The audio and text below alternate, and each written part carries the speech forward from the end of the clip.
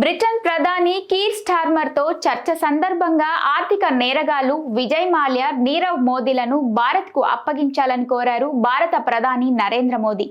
Brazil రాజధాని Rio de Janeiro వేదికగా సోమవారం ప్రారంభమైన G20 దేశాల శిఖరాగ్ర సదస్సులో ఆయన పాల్గొంటున్నారు. ఈ సందర్భంగా పలు దేశాధినేతలతో మోదీ వరుసగా భేటీ అవుతున్నారు.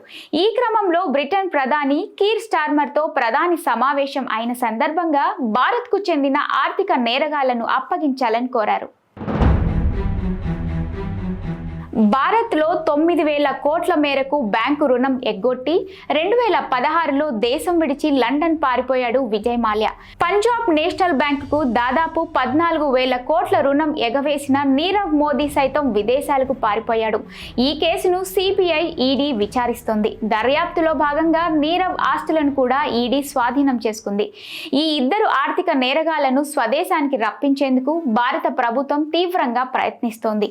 ఈ క్రమంలో నీరవ్ మోదీ తమ దేశంలోనే నివసిస్తున్నట్లు బ్రిటన్ ప్రభుత్వం 2018లో డిసెంబర్లో ప్రకటించింది. దీంతో అతడిని తమకు అప్పగించాలని భారత్ విజ్ఞప్తి చేయగా 2019లో నీరవ్ మోదీని అక్కడి పోలీసులు అరెస్ట్ చేశారు. అతన్ని భారత్కు అప్పగించేందుకు బ్రిటన్ ప్రభుత్వం ఆమోదం కూడా తెలిపింది. ఈ పరిణామాలతో నీరవ్ అక్కడి కోర్టులో పిటిషన్ చేయగా దాన్ని న్యాయస్థానం కొట్టివేసింది. తాజాగా వీరిని అప్పగించాలంటూ బ్రిటన్ ప్రధానిని భారత ప్రధాని నరేంద్ర మోదీ నేరుగా కోరడంతో దీనిపై మళ్లీ చర్చ మొదలైంది. నిజంగానే నీరవ్, మాల్యాలను బ్రిటన్ అప్పగిస్తుందా? అదే జరిగితే భారత ప్రభుత్వం వారిపై ఎలాంటి చర్యలు తీసుకుంటుంది అనే విషయాలు ఇప్పుడు రాజకీయ వర్గాల్లో చర్చనీయాంశంగా మారాయి.